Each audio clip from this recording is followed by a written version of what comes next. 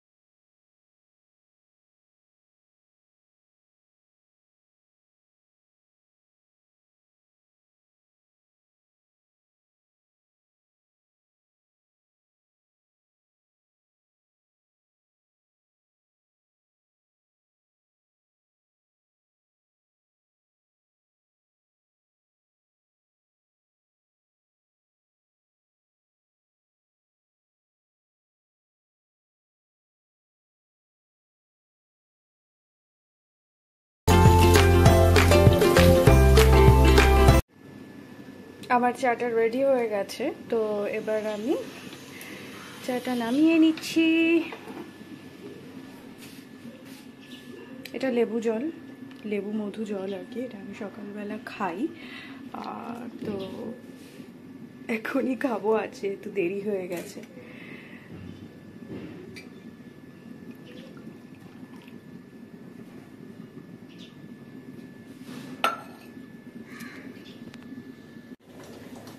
এখানে আমার চাটা রেডি করে আমি এটা ঢাকা দিয়ে রেখেছি। আর এবার মাম্মা আর দিদিয়ার জন্যে চা বসালাম, কজ ওরা ব্ল্যাক টি খায়। তো ওদের চাটা এখন হচ্ছে। জেনারেলি এটা হতে কম টাইম লাগে। তো দিদিয়া উপরে গেছে ছাদ থেকে আসবে, অ্যান্ড দেন আমরা একসাথে সবাই তিনজন মিলে আর কি চা খাবো। সকালে উঠে যতক্ষণ না চাটা খাই ততক্ষণ আমার স্পেশালি এটা হয় যে মনে হয় যে এখনো ঘুমিয়েই আছি। ঘুমটা আমার কাটে না আর কি। তো আগে আমি গৌরব বেরিয়ে যাওয়ার আগে চা খাওয়া পসিবল হয় না, কারণ এখানে রান্নার অ্যারেঞ্জমেন্ট, ও কী খাবার নিয়ে যাবে, ও লাঞ্চটা যেহেতু নিয়ে যায়, এগুলো সব কিছু থাকে। তো সেই জন্য বেরিয়ে যাওয়ার পরেই আমরা চাটা খাই, আর একসাথে তিনজন মিলে চাটা খেয়ে দিই।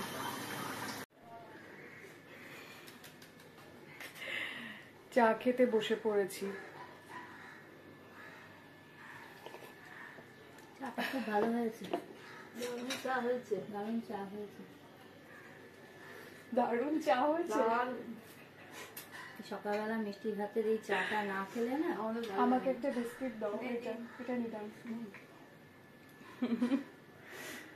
দারুণ চা করেছে মিষ্টি। সকালবেলা মিষ্টি ভাতে এই চাটা না খেলে এনার্জি পাই না আমি। চাটা খাই তবে এনার্জি আসে। আমাকে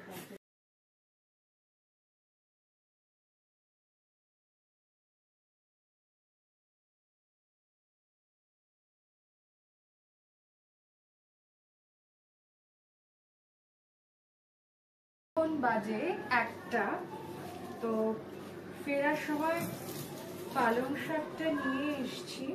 এবার পালং শাকটা কেটে নিলাম, ধুয়ে রাখছি। এটা মাম্মাম বানাবে। পালং শাকের একটা পাতলা, শাকের চচ্চড়ি নয়, একটা কি বলে ওটা, মাম্মাম ওটাকে স্যুপ বলে পালং শাকের। ওই স্যুপটা বানাবে। তো শাকটা ভালো করে ধুয়ে নিচ্ছি। মানে আগের কিছুটা আনা ছিল আর এই কুলটা এখন নিয়ে এলাম আর কি। তো এটা আজকে মামাম আচার বানাবে, কুলের আচার। তো এই ফুলটা এখন একটু ধুয়ে রেখে দেবো। শাকটা ধুয়ে রাখা হয়ে গেছে, এখন ফুলটা ধোবো।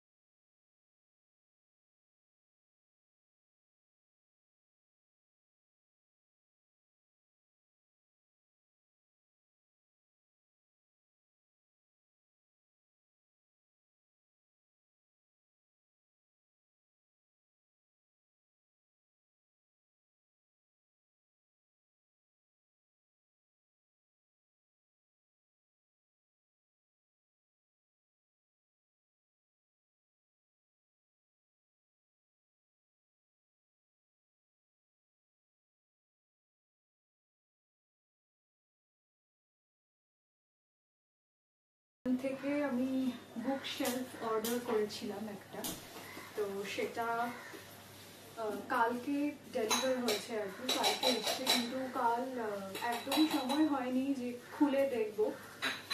বেশ হেভি, অনেকটাই ভারী, তো লেটস আনবক্স ইট, খুলে দেখি। হ্যাঁ,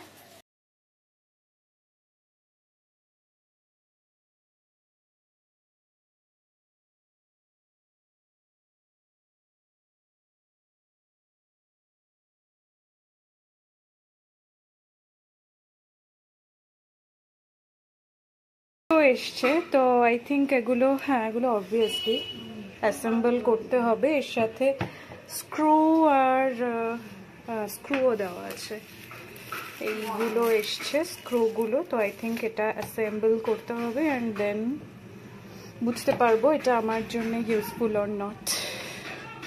পাঠান দেখতে যাচ্ছি 6:30 শো সাউথ সিটিতে আইনক্সে। বাড়ি থেকে বেরোচ্ছি এখন, কটা বাজে? 6:10 মনে হয়, না 6:10 বাজে। আমি আর গৌরব যাচ্ছি, পাঠান দেখে আসি।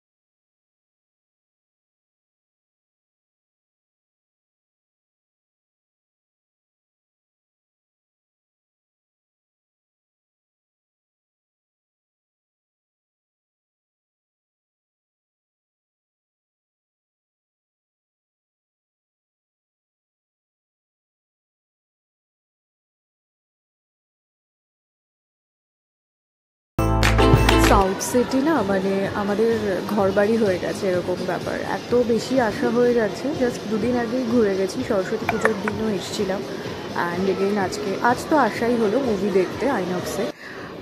তো অনেক দিন হয়ে গেল আমরা থিয়েটার হবে কোনো মুভি দেখিনি। লাস্ট মোস্ট প্রবাবলি কোয়েস্টে গেছিলাম আমরা, ওই মার্ভেল সিরিজের ডক্টর স্ট্রেঞ্জ দেখতে।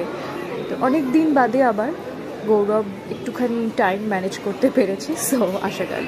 তো পাঠান শুরু হতে এখনও বাকি, আমাদের স্ক্রিন 3, সো স্ক্রিন 3 এখনও ওপেন হয়নি। তো ওই টাইমটাতে Gaurav popcorn ya any kind of snacks দেখছে, ওগুলো কি নেবে, আর আমি এখানে দাঁড়িয়ে আছি। এখানে আজকে অনেকটাই ক্রাউড আছে, মানে অনেকটাই ভিড় রয়েছে আর কি। তো মাম্মা আমার দিদিয়াকেও বলেছিলাম আসতে, বাট মাম্মা আসতে চাইছে না আর দিদিয়াও আসতে চাইলো না, কজ এতটা সময় থিয়েটারে বসে থাকতে সাফোকেশন হয়। তো লেটস এনজয় পাঠান।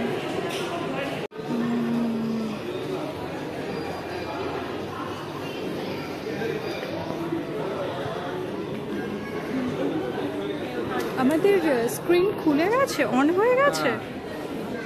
না অসুবিধা হয়নি, বিকাশ ছিল, বিকাশ। এখন বাজে রাত 12টা।